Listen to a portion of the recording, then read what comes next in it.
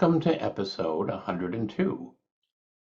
And we're excited tonight to have two of my colleagues at the Harvard Graduate School of Education, Professors Monica Higgins and Jim Honan, to discuss scale for impact with us. As a background, I and Monica and Jim and Fernando Reimers, who was part of an episode a few episodes ago, also at HGSE, have been involved in doing workshops on scale for years and years. And we greatly enjoy playing off each other with our different frameworks and ideas. And so we look forward to having a conversation about this tonight. I have been stressing scale recently because when this show started 2 years ago, all of us agreed that it was the best opportunity for transformation any of us had seen in our lifetimes, because the dead hand of the past and the compliance mentality of the present have been undercut by the pandemic. That's the silver lining. And the question is, are we going to be smart enough to really take advantage of that at scale, as opposed to doing lots of little islands that then wash away when the tide of transformation recedes? So with that as a background, I'm going to ask Monica first and then Jim to introduce themselves and to talk a bit about the lens that they bring to thinking about scale. Wonderful. So hello, good day, good afternoon, good morning, wherever you are calling in from. Kurt and Chris, thank you for having me on board. And Jim, it's wonderful as always to work with you. So I'm Monica Higgins. I've been on the Harvard faculty for, I think, 26 years. I started off over at Harvard Business School, so more on the kind of for-profit side. And I moved over to education. Actually, I moved over to education before I actually formally moved over to Harvard Graduate School of Education, where I'm very happy to be thinking about all sorts of issues, including entrepreneurship and scaling in education in the public sector. So my background, so I'm an organizational scholar. So I tend to study, you can think of it as the human side of the enterprise, all the people, system structures that enable organizations and systems and teams to work. Because of course, organizations don't change themselves. They don't scale themselves. They scale through people. So, and I have a social psych background. I also do have a strategy background. I worked at a company before academia called Bain & Company, which is a strategy consulting firm. So I love the idea of strategy as well. And as Chris said, we, Jim and Chris and I, along with Fernando, have been working on a workshop that was temporarily put on hold during the pandemic, but I'd be happy to talk about that workshop as well. But I thought I'd talk about just three sort of tripwires I've seen when I think about scaling for impact, not just in education, but let's say in education. So the first is, I know the title of this is Strategies for Scaling to Achieve Educational Impact. And that's terrific, and it's not just about strategy, it's about capacity. So we in education love to blue sky and think about all sorts of different kinds of strategies. But if you don't have the capacity to actually achieve those strategies, to actually implement those strategies, it's got to be terribly frustrating. And if you have the capacity, but you don't have the strategy, you're going to be running around chasing your tail. So I think of scaling as a function of both strategy and capacity. And sometimes I find that we tend to lean on one side or the other, and we forget about that. You know, I would consider even, you know, sometimes I've seen things at Harvard that have tried to get off the ground and we plumb don't have the capacity to do it. So, so I would just say those two factors are important. Second, when we think about scaling, one of the really hard questions that I ask people, you know, whether I'm just talking to them offline or whether I'm in a program or talking to students, is what is the it you're trying to scale? Can you actually name what the model is, what the service is, what the product is? Or perhaps it's an organization, say there are many schools, you're trying to punch out in different locations, but what is the it you're trying to scale? It turns out to be really difficult problems. So what is it you're trying to scale second? And the third, and I'm happy to riff off of this later on, when you think about yourself as the person who's engaged in the scaling activity, what kinds of career imprints do you bring with you? So people develop, I have a background also, as I said, in social psychology, but people pick up certain imprints along the way, particularly in early stages of their adult development. And we tend to reproduce those again. So there may be certain ways of leading, certain ways of thinking, certain beliefs about the correct way to structure an organization, to team, et cetera. And that might be appropriate in scaling, but it actually may not. So just be wary of those career imprints you take with you. So those are three kind of potential tripwires that I see when leaders are trying and their teams are trying to scale, not just in education. Jim, over to you. Monica, thank you so much. And let me also offer a welcome to everyone on the call. It is a great privilege and honor to be here. Thank you all. Good morning, good afternoon, good evening, wherever you are here in Zoom land. Many thanks to Chris and Kurt for inviting Monica and I to be here.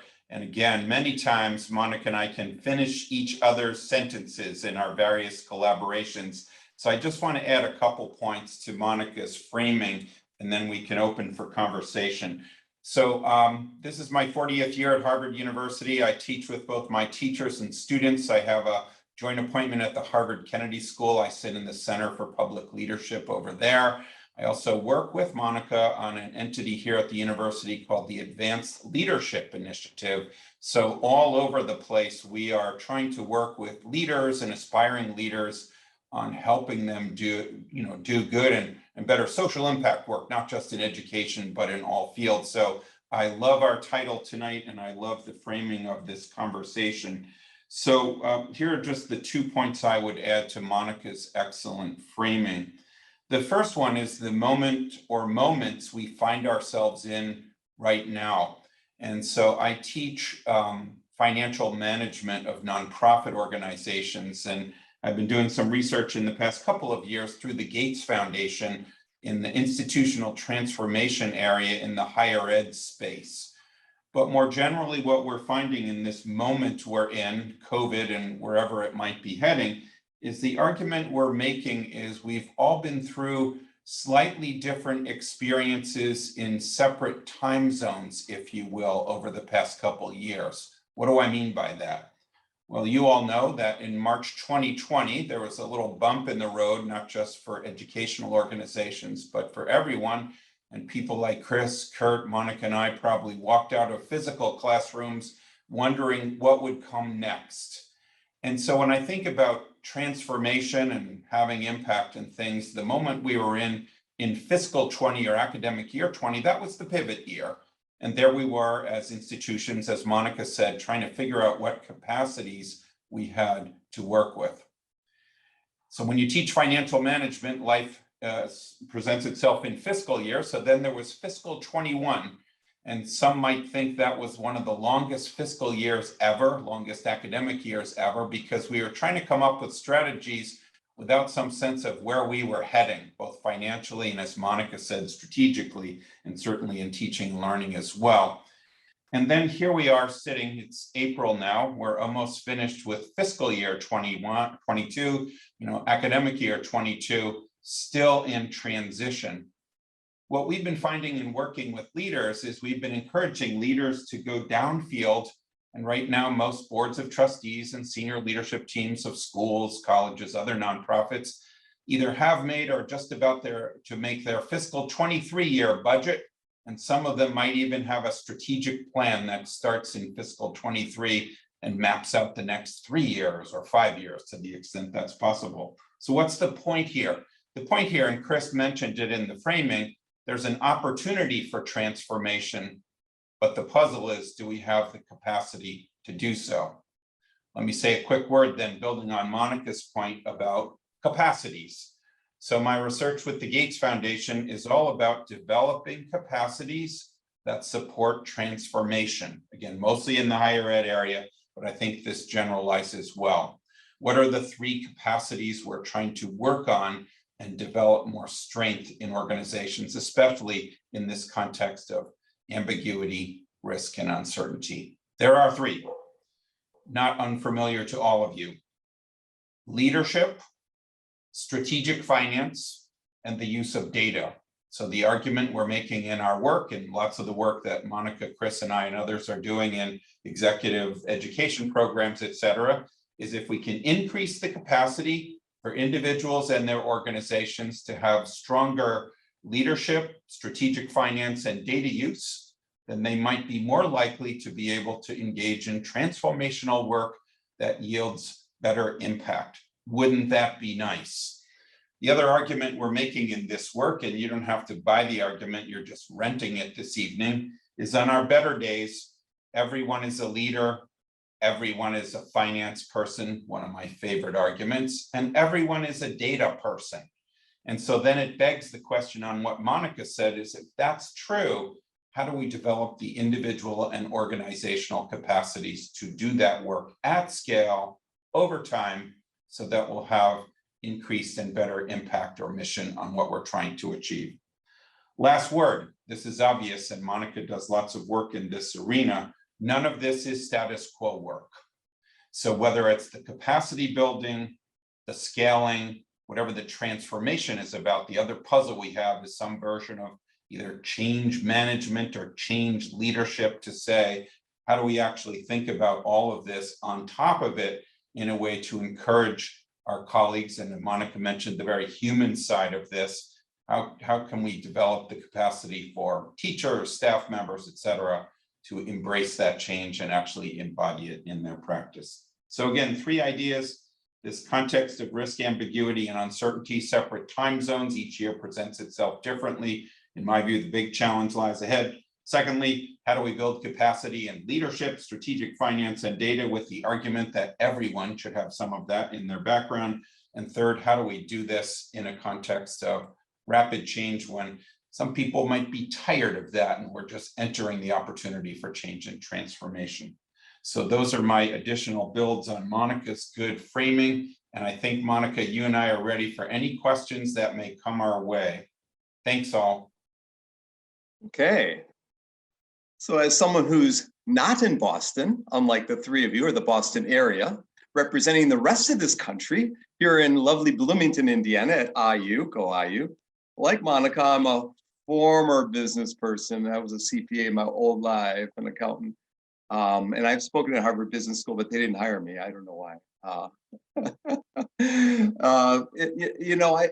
I'm curious to know about the financial side of sustainability and so forth, but I've got questions from our lovely audience that comes every week. This is show 102. It's the first time we're not streaming live to YouTube, but they've sent me questions ahead. So we'll be getting to their questions here in a little bit, but I'm gonna start with one of mine first. It's really a 3-part, and you can answer any of the parts. So I would like to know, what is the most scalable project you've been on, educational one, that was a surprise to you, that it scaled so well? Or what was the most disappointing and why? And what did you learn from either? Or what are you currently working on or hope to do that's scalable? What have you always wanted to do but haven't yet tried? So either one. What's the biggest disappointment and why? What worked beyond belief, and what was that due to? What were the principles behind that huge project success? Or what's something you're on the cusp of writing a grant proposal on, or will do after the pandemic, or currently working on? Any of those 3.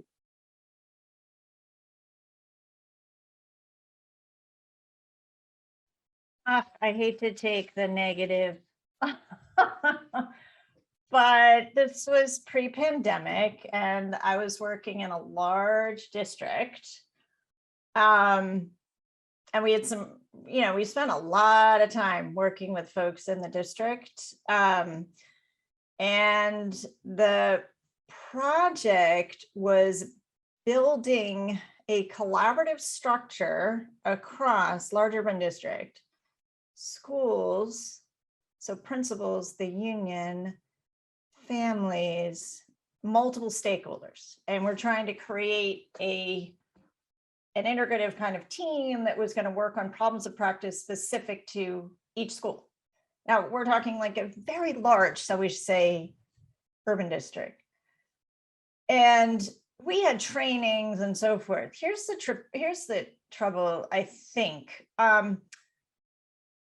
When you're doing this kind of work, first of all, we had an opening session in which we expected we were going to get a lot done. And, you know, you want to create psychological safety and people could speak up on what's on their mind. The union folks showed up and they really wanted to have what's called a speak out, which can be useful, but actually can also spiral into all sorts of different directions. So one of the things that if you are trying to lead an effort, you're just trying to start with an effort and then scale it, you actually need to get those folks on from the get-go, because it wound up being, you just, you know, you have your agenda somewhat, has to shift real time, shall we say. That one fine in the end, but it was stunning how that shifted.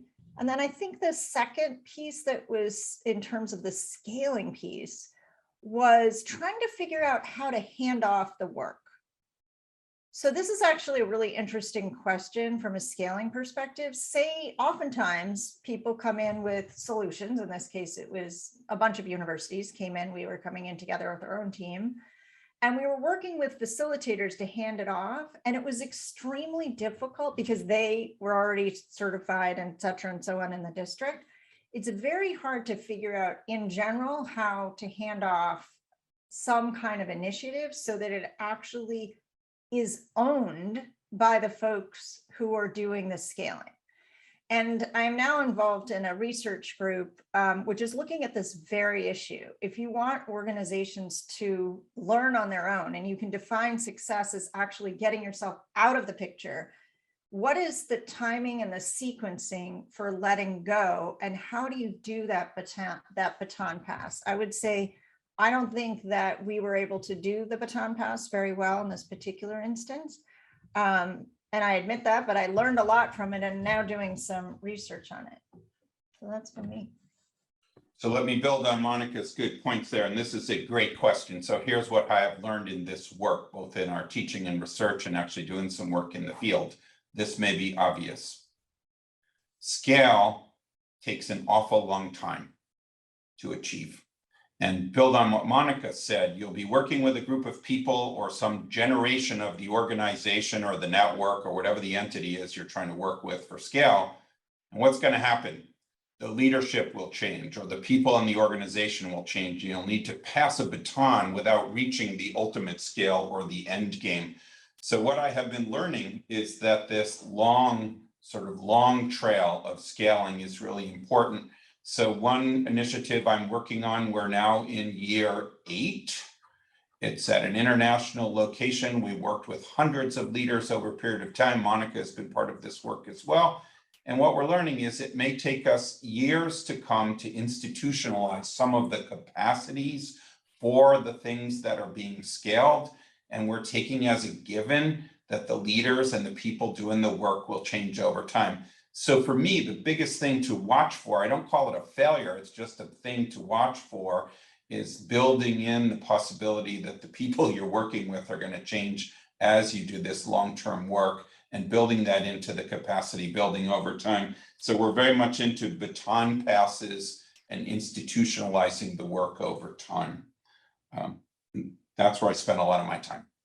Jim, I would say, just kind of building on that, in this particular instance that I was kind of talking about in the abstract, there was also that. There was also like, we need a parent, we need a principal, we need or somebody in the senior leadership of the school. And if folks are busy and they're engaged in other things, you have to be able to shift roles. So one of the things that got me thinking about what are the implementation teams, you know, that have to actually get the idea across and spread and scaled is how can you define the role in such a way that you can, and the relationships, how do you build the relationships in such a way that you can actually, you know, tap somebody and do the baton pass pretty easily, because you can't expect everybody to always be at, say, meetings, you know, if that's the unit of interaction.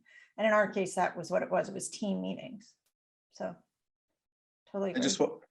I'll point out a little funny anecdote, and then we're going to pass on to Chris. A funny one and a serious one. One of the reasons they didn't hire me at Harvard Business School is because I wrote ethics cases for Arthur Andersen right before Enron, and apparently they didn't work. But a truth story, a more serious story. I was sitting in Manila at a conference, and I saw two of my books on display for triple the price in the US. And so I bought the books and I gave them away to the audience. We had 1,000 people in the audience, so the best questions asked. And I promised the people of the Philippines that my next book would be free. And that book, it's on motivating and retaining learners online. It's been downloaded 250,000 times. It was used across the entire country of the Saudi Arabia, the UAE, in military bases, and for teacher training in Zambia. But so that was scale to create a book on how to teach, especially during this online learning age. It's a different way to think about scale and what you're talking about. But my point is that anyone watching this, you all can get involved in scalable projects if you think about the right timing, the right idea, the right network. There's all sorts of ways things can scale. And we are all involved in scalable projects in one way, shape, or form during our careers. But I've been like that one. I was kind of fortuitous, let's just say. And so, yeah, I had the good help of Beijing Normal translating to Chinese, which didn't hurt at all either, getting it available in Chinese as well. So yeah, anyone watching this, think about scale and everything that you do. Chris, I'm going to turn it over to you. So, as I was listening to both of you, I was thinking about what I've learned across the 100+ episodes of Silver Lining for Learning, where we've been highlighting all across the world innovations that have taken place largely because of the pandemic. And one of the things that I've heard that speaks to the points that both of you made about leadership is that many of these innovations were based on a distributed leadership model. They weren't based on a command and control. And in fact, they were based on a kind of leadership out of desperation model, because command and control collapsed. We had teachers, we had principals, we had sort of regional leaders who were watching the kids, receive nothing. And they said, this is unacceptable. I don't know what we're going to do, and I don't know how we're going to do it, but we're going to do something, and we're going to make it work no matter what. And there were other, of course, leaders, as you know, we read about them in the news every day, who just did nothing and said, well, nobody has told me what to do, so I guess the kids are just out of luck. But I think that capacity for distributed leadership, I'm hoping, is something that's going to persist beyond the pandemic, because I think, as you do, that successful scale in a turbulent world involves distributed leadership. It doesn't involve somebody at the top giving orders and everybody kind of carrying them out and sending data back up the chain about whether they did something or not. And the second point that occurred to me was about capacity, because people have capacity thrust upon them. One of our first episodes was about a master's student at Harvard from Uruguay who had just become the ed tech person for the country. And then suddenly, with the pandemic, he was the education person for the country. And everybody came to him and said, what do you need? You name it and we'll give it to you, because we have to do something. We have to educate these kids. And so capacity by necessity was an interesting kind of phenomenon that we've seen in a lot of these episodes. And of course, there are many cases in which people didn't assume the mantle of the capacity, or they handled the capacity badly. But what we've seen in our episodes, at least, which are selective, is successes with people being offered capacity that they never would have been offered under normal conditions, and taking advantage of that and making a big transformative change on the basis. And Monica, when you talked about ownership, it reminded me of my own 5-part framework for scale, and one of the dimensions is shift. And shift is this idea that it moves from becoming Chris Deede's consulting model about what we should do into my model, far better than Chris Deede's, where I adapted what he said and took out the poor ideas and put in my own good ideas. And now I have this wonderful model that's mine, which is absolutely what is needed to get to sustainable scale. And the pandemic, again, has fostered this kind of shift, because people who are in a distributed leadership position and pull off something that starts to use capacity that they've been given have a tremendous sense of ownership. And I think they came to this program in part because they wanted not only resources to continue what they were doing, but they wanted to share models across the world, scaling the models rather than necessarily scaling the specific brand of whatever it is that they were doing. So when we again offer our workshop together, are there things that you're going to say that are sort of like, I used to think thus and such about scale, but now after the pandemic, I think this about scale?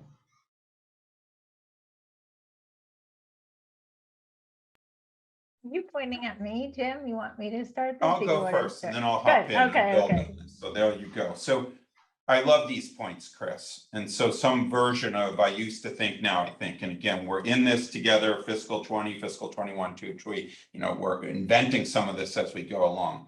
Here's what I think about that. Sure, lots of individuals out there, and our 4 of us as well, were thrust into some leadership roles to act very quickly in transforming ways to change some element of what we did. That's also true on the finance side, which I teach in. The metaphor we use on the finance side, when you're thrown into something, and many of my students right now are in that role, we said, many of you are practicing without a license. That you were given an opportunity, you were forced right into it, but with respect, you don't actually have the capacity to do that as well as you should. What I think about, Chris, that I now have come to really realize now how much more important it is building leadership capacity at more of that front line or in the middle of organizations, so people aren't caught by surprise by being in these leadership roles, but have some capacity to do it. And so what I think differently, and I don't know if this is true, Monica, when we talk about our scaling for impact work, we might pause a bit and say, let's assess our baseline on these capacities. Where do you think you are on leadership, finance, and data skills? And if you were thrust into this situation once again, what would you like to strengthen? And I'm not sure in the past, Chris and Monica, we spent tons of time on that, but I'm now really convinced that knowing what that baseline is, knowing what capacity building people need might help increase the likelihood that when they are thrust into these situations, which they will likely be again, that they might be better equipped to move toward scaling impact. So that's, I think, a little shift in my mind.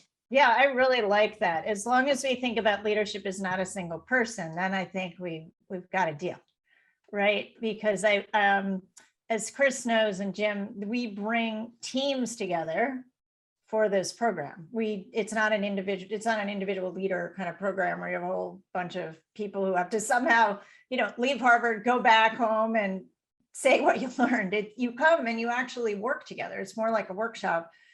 And so as long as we think about that leadership from a team perspective, then I would agree. I also really like the comment about leading from the middle, which I think, because here's the difference. there are, and this is where Jim started out, there's just so much uncertainty and ambiguity. And I mean, there actually is, there's so many times where we start off these research papers saying, in this world of increasing complexity and uncertainty. No, actually it is. Nobody's going to disagree right now. Like what's going to happen? What's the new, the endemic or whatever we're living through now, or how are we going to get kids, and teachers comfortable in a new school environment? Actually, there's ambiguity, not just uncertainty. And so because of that, the leaders they can't know the answers. You can give them all the capacity and resources, money, time, and whatever else, but you need people who are closer to the end user or customer or closer to the problem, right? So I love this idea of leading from the middle. So I like that. And then the last thing I guess I would add is that I have added something to my course that I teach. I teach one core course called Leadership, Entrepreneurship, and Learning. And basically the last module is organizational learning, and all the cases are about scale. And so what we have introduced, these aren't ideas that are mine. It's just that suddenly they're incredibly useful, is this notion of public entrepreneurship and trying to figure out how to design a minimal viable product and test the market. Why do you need to do minimal viable products and test the market, try and figure out what the demand, how to reduce the demand risk and the financial risk by doing these little mini, experiments before you go whole hog? Why? Because it's ambiguity that we're facing. You actually don't know. So it isn't a matter of, and I said you want to figure out what the it is you're trying to scale. True, but you actually need to do some mini tests to figure out what the right pathway is forward and whether you've got that product, service, or offering or initiative that really, whether you've hit the pain in the marketplace, so to speak, using data, as Jim said. So I think it's going to be super fun when we offer this again, but I would add that MVP kind of case module exercise workshop piece that I've been doing the last few years, and people are just eating it up. I just think it's kind of come back around. We used to talk about this ages ago in the private sector. Now it's, it's something we need right now. So we're going to go to audience questions, and these were sent to me an hour or two before the show started, because again, we don't have a live audience this week, but they were very interested in what you had to say. And one of our weekly listeners is Lydia Cow, who's a very smart person because she first hung out with Chris at Harvard and now is hanging out at Cambridge getting her PhD, and then maybe heading off to other parts of Europe for a postdoc. We'll see. She has two questions, and I think I'll ask them both right away, and then we'll go to try and answer either one of them or both of them, then we'll go to the next person's and the one after that. She says, or two general questions that she has. What are some principles / heuristics that policymakers and designers can use to think about questions such as, what is worth scaling? What is scalable? And her second question is, what are the trade-offs of having a model adapted from elsewhere versus one that emerges organically from the context? Do you need me to repeat either of those, or do you get that? It looks like Jim's got an answer first. So Jim, you want to jump in either one of those? Sure, I'll echo on both and then back to Monica. So I love the first question. I'm glad the word policy was invoked. So just this week in my class, I teach a course on entrepreneurship. We taught a case on policy entrepreneurship. Why does that matter? And I know we have folks from around the world. Is in lots of parts of the world, the model for education has a ministerial structure, highly centralized, and the acts of policymakers, that question of what's worth scaling, my answer to that is whatever the ministry thinks is worth scaling might very well be on the agenda for scalable things. And here in the United States, and what we taught the other day was the policy levels at 3 domains: local, state, and national. And the argument we were making is the actions at the state level. So the context, it goes to the context question. So idea one is if I were giving advice, is to pay attention to the context you're in and what are the policy conversations about what's happening for ideas that might be scaled. How do things get scaled in the public sector? They enter into legislation, whether locally at the state level or national or federal, national level around the world, And then secondly, resources follow. I should note, and Monica and Chris would agree with this, scaling is not free. And so why that question is terribly important is to say whatever might go on in the policy domain probably has some legislation and funding to follow. It also has some accountability. That last question, I'm going to turn to Monica here. This is this notion if something is working at one location or site, can we bring the idea to another site as opposed to organically growing it in our own context? And that's such a hard question. I'm going to defer that one to Monica. Nice. Giving me the hard one there. Okay. No, thank you for those excellent questions. These aren't questions you can answer in a simple, couple minutes, that. So And that's why she's at Cambridge. And that's why she may do some writing on this, but just to say, you need to look at, in terms of thinking about both questions, to be honest, you need to look at the transferability of the innovation. So the innovation is the it that we were already talking about, but you define what the innovation is. And then is it actually transferable to somewhere else? I mean, one of my big ahas coming from the private sector moving over to education was that education is a local market business. It's a local market business. I mean, it is just, you have all the local context and, it's not just from a policy angle, it's everything. It's the culture, it's a community, et cetera. So is this innovation transferable? And then what's the demand? Where's the pain in the marketplace and so forth? And here I would just ask that, and this is just kind of, thinking about marketing. So I have an MBA and I loved marketing. Marketing is basically strategy. So, when you think about the pain in the marketplace or demand in any market, you have multiple ways to think about your customer. Okay. So I don't know what innovation she's talking about, but there could be a buyer, that's one customer. There's the end beneficiary, which could be a student, and there could be influencers that could be parents. So when you say demand in the marketplace, which one of those customers would you actually consider the pain in the marketplace? So if it's the parents that are having, teachers actually don't generally buy. They're kind of the ones who need to deliver it. But if there's pain in the marketplace at the district level, how does that impact the way you would answer it? Can I transfer this innovation to this market space? Or are people actually going to buy it? When you think about if the pain in the marketplace has to do with the students, well, do these students actually need the thing that I'm offering? Maybe they don't. Maybe this is in a particular context. I don't know, an affluent context, perhaps it doesn't need this thing, right?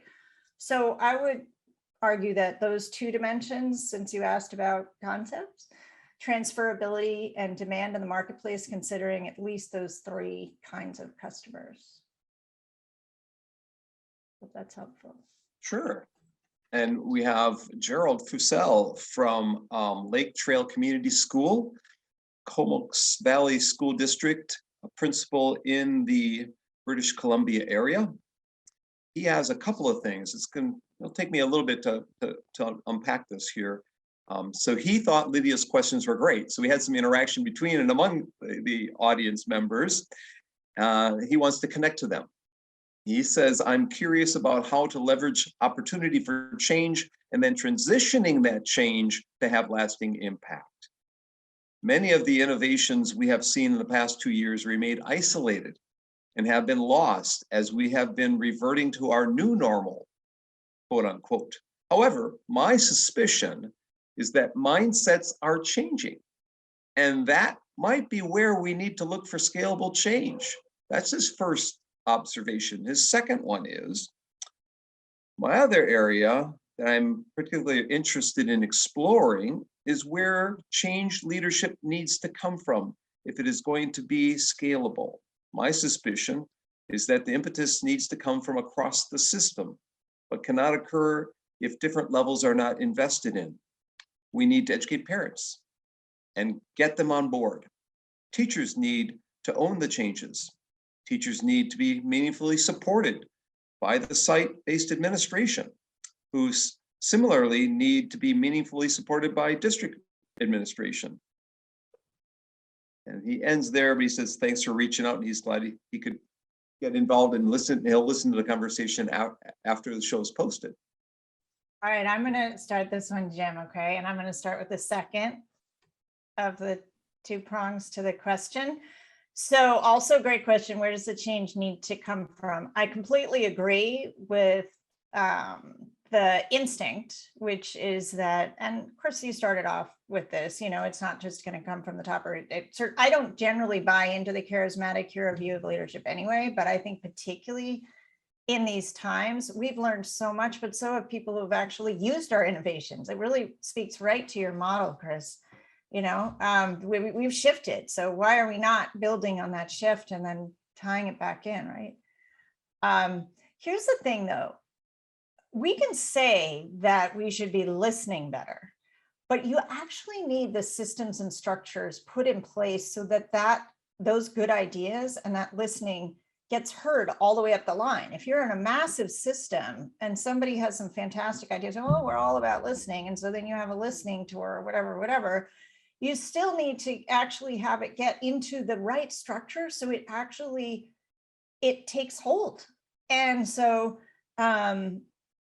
there's some really interesting work around reverse innovation, which was looking at like developing country contexts in which you think about, folks that have learned in developing countries and bringing those innovations actually to developed countries. And I think there are lots of ways in which in education and in the public sector context in which we can look at our innovations and just say, it's kind of a bottoms up as opposed to top down approach. But I guess what I'm saying is you still need the structure. And so there are some, and I've seen this, it just gets really slippery, that we kind of say we want to do these things and listen, but it's just, it slips right through your fingers if you don't have some way of making sure, like, okay, every week we're going to take this, then we're going to do an MVP on it, then we're going to see whether we're going to, which one is going to survive, and then we're going to, otherwise it is just listening. And frankly, if I was a person voicing my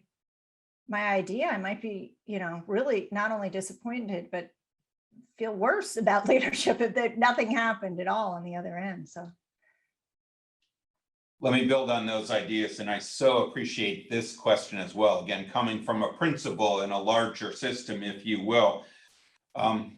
It's hard if your changes and your innovations are isolated, because with respect, that won't be a scaled impact move. It'll be an isolated innovation, and maybe you'll get some credit, but you won't move the needle on the larger piece. I guess the two observations I would make, and Chris, Monica, and I focus on scaling impact, which is a pretty high bar.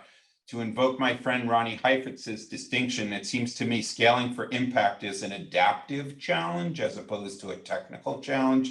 It's going to take a long time and it has to be systemic. The second part of that is then what's the role of senior leaders or systems leaders? It seems to me they would need to be sensitive to the fact that, in my view, and some of my colleagues who I work with, transformation is a team sport.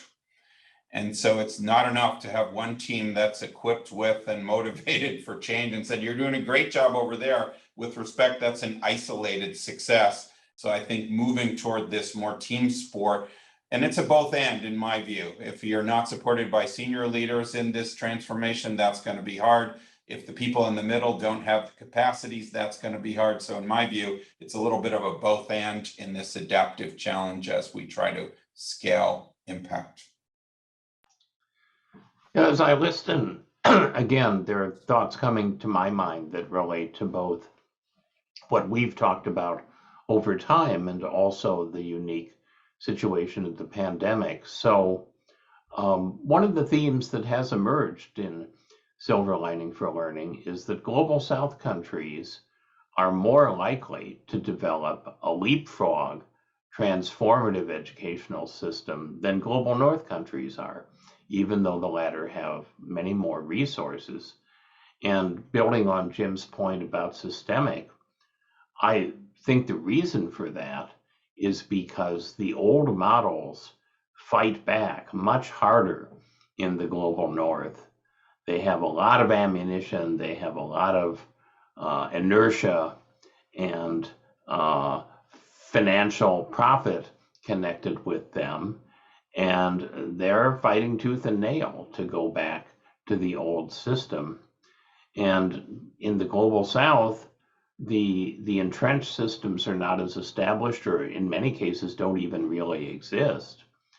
And people don't have a false belief that education is going well, because it's quite apparent to them that it isn't. Whereas in the global north, we're more part of a myth that somehow the people that don't succeed in education don't succeed because they're just not good enough. There's a blaming the victim problem in the global north. So I think that it will be very interesting to look at the opportunities for transfer of ideas out of the global south, but understanding that they're going to face much stiffer headwinds. I'm going back to the pillars that you started with, talking about leadership and finance and data. And I think the one that everyone has really fallen down on is the data. As you know, Monica and Jim, I co-edited a book in 2019 about engineering learning that talked about how we could use data to personalize online learning. This is not news to Kurt. He didn't need to read the book. He'd been there for a while. And here this wonderful opportunity came along, particularly in higher education, to do some of this engineering of learning. And nobody that I'm aware of has really been doing it, including Harvard. And it's just such a lost opportunity. And in fact, what the forces of resistance to transformation are doing is taking advantage of the lack of data. So they assert, well, there's massive learning loss. Well, for some students, there's learning loss. For other students, there's actually learning gains. And for all students, there's gains in kinds of learning that we don't measure. So in the absence of data, people can claim just about anything and be believed. And it's just tragic, I think, that we have not taken advantage of this opportunity to really measure carefully. Kurt, you may be aware of some efforts in that direction that you want to highlight. Actually, I was going to have them do that. That's my next question. But actually, I'll introduce the next guests, and they're involved exactly in some of that. So we'll wait to the end of the show here. But Monica or Jim, you want to respond to what Chris had to say before I ask the third of the yeah, let me go to quick on my friend Chris's observation. And Chris, you mentioned this when you briefed Monica and I on this, and I think it's a very important point. This is obvious to everybody. There have been differential effects on students, organizations, et cetera, and the resource differences are quite significant. And I think this is important moving forward. And I do take your point, Chris, that in institutions that have resources, it seems to me some people are wondering, when are we going back to what we were doing before in some way? And you have that informal line, people say, oh, that's so 2019, meaning that whatever we were doing then, we're just trying to get back to that. I think we're seeing other organizations, especially under-resourced organizations, that don't have that choice. It's forward and forward after that to continue to innovate, and they don't have the resource base moving forward to even consider going back to whatever that was before. So that's point one. The second one, Chris, I take the point that we may have fallen short on data during this time, but what we're finding, and in my area, we're falling short in the finance area because a lot of the innovations that we're engaged in with respect are not financially sustainable. One of the findings on one of our research teams is the good news is you innovated and you did this new stuff, and that's really terrific. The bad news is 3 years from now, you don't have a financial plan to sustain those particular innovations. Real quick, we had someone in a team program a couple of weeks ago who was on a 1-year contract in new and innovative work. And the puzzle was, what happens after fiscal 22? That work ends. So I think not just the data piece, Chris, but financially, this is where we're telling people, if you're interested in scaling impact, you should be downfield on all of these matters, especially on the money. And I take your point on the data, but I turn to Monica. Well, I'm just going to take a slightly different tack, which is that I certainly think that there have been both learning gains and learning losses, as Chris said. And I think we've had a global pandemic, but also a racial reckoning. These are stacked crises these past couple of years. It's not just the health crisis, and those interact. And so I appreciate us being thoughtful about that as well. But when you think about learning, I mean, my own research looks at the kind of, I think you could use the word synchrony between, if the adults in the building are actually learning, generally speaking, you can expect the kids to learn. My own research looks at the culture and climate of schools as reported by the adults. And I find that if this is a, psychologically safe environment, the kids feel psychologically safe, which we know is tied to learning. So here's the thing, in the pandemic, everybody has been stretched. I do think the teachers have had to learn. The administrators have had to learn. So I actually think there are learning gains there. And kids have had to learn, so when you said, Chris, there are different ways to think about learning. I mean, the multiplexity now, it's mind-boggling. What kids, how they can, yes, of course, there are downsides to multitasking and this and that, but I can't even, I can't even keep up. I have a 16-year-old. It is mind-blowing. And I think the last couple of years, she's gotten even more ambidextrous, if that's even possible. But for other families and kids in different situations, it's been extraordinarily difficult. So I think both, yes, and both. Well, I'll jump in with the third in the set of three questions. The third one is from Dadzi Amamoto. He's in Ottawa, working in Justin Trudeau's office. And he asks, my question, what are the top 3 best scaling strategies for higher education institutions across the world? What makes scaling most challenging? It's a shorter question. I don't know what the top 3 scaling strategies are.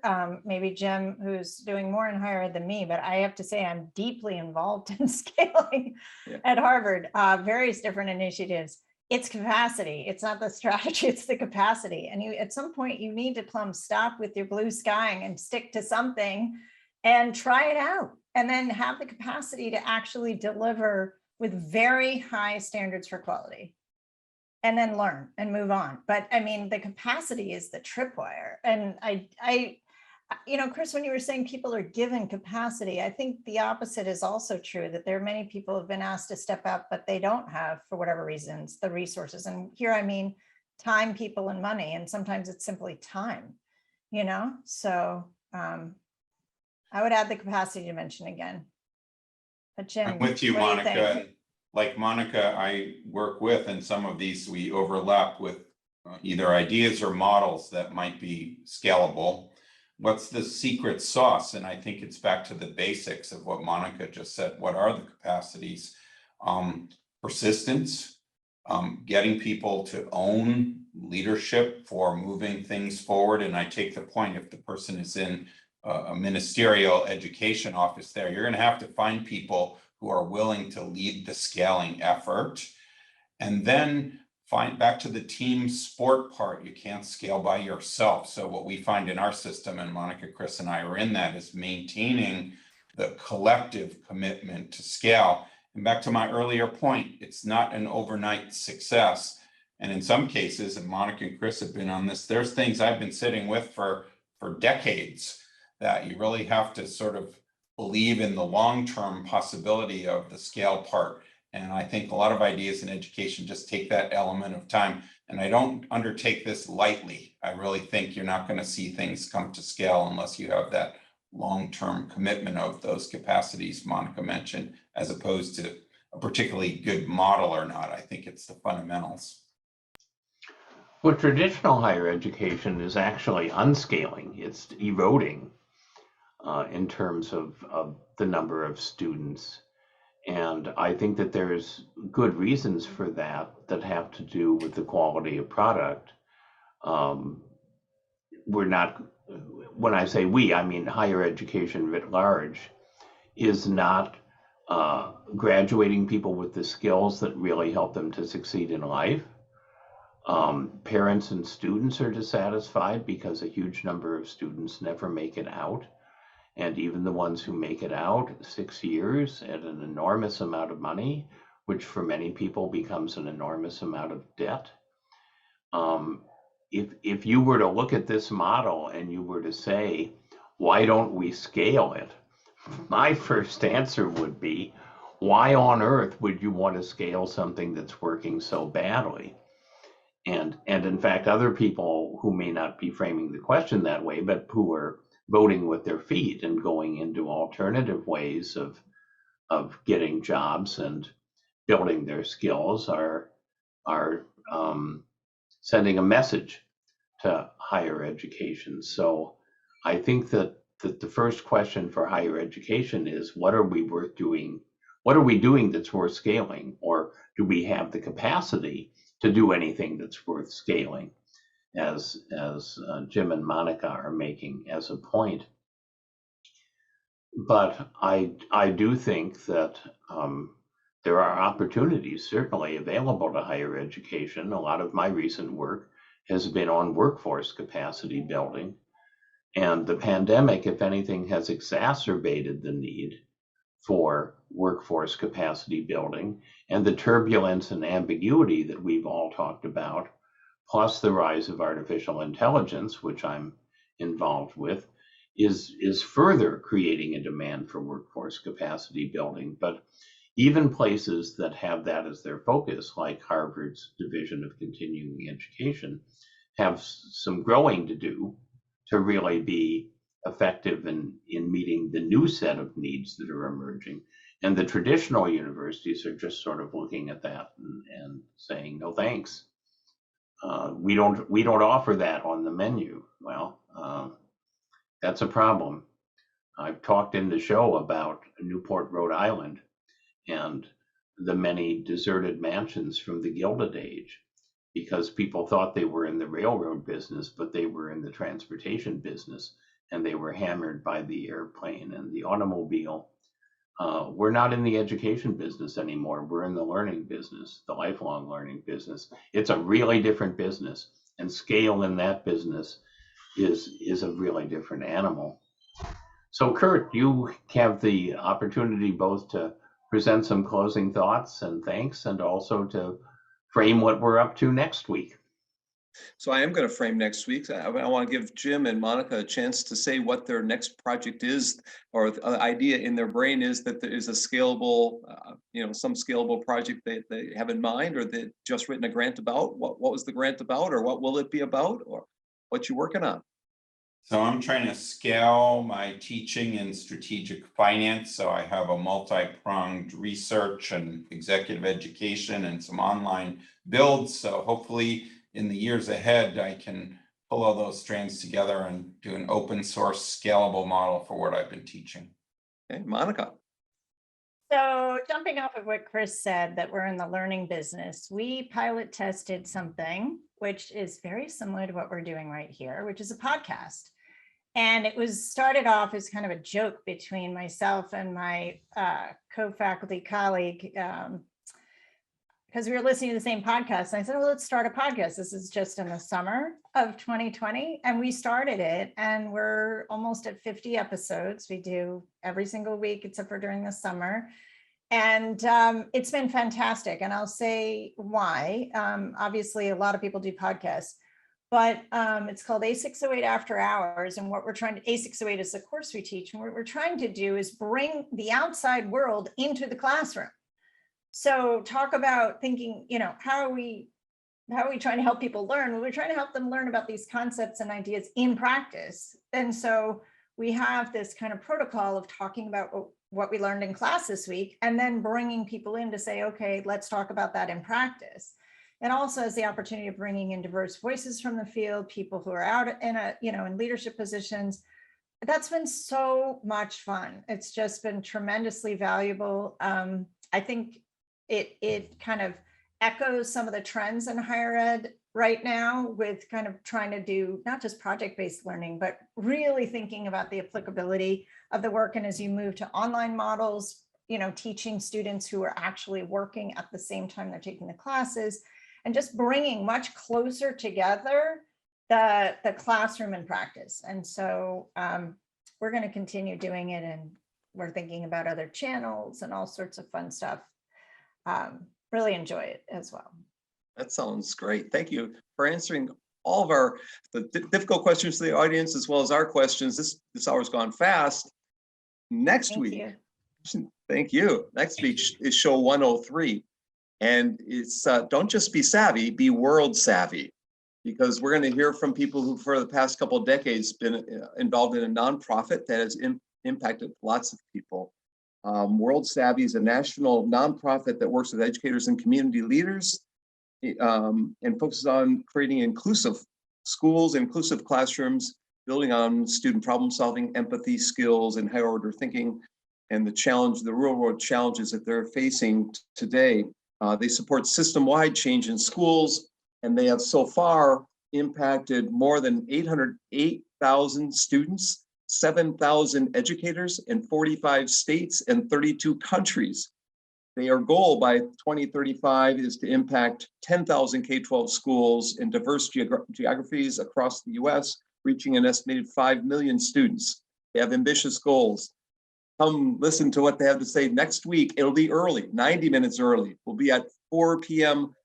Eastern time, which is 3 p.m. for the folks who are coming. Dana Mortens is the CEO and the head of World Savvy in Minneapolis. So they'll be at 3 o'clock in Minneapolis, 4 o'clock in Boston and Indiana. So I hope to see you all. And thanks again this week.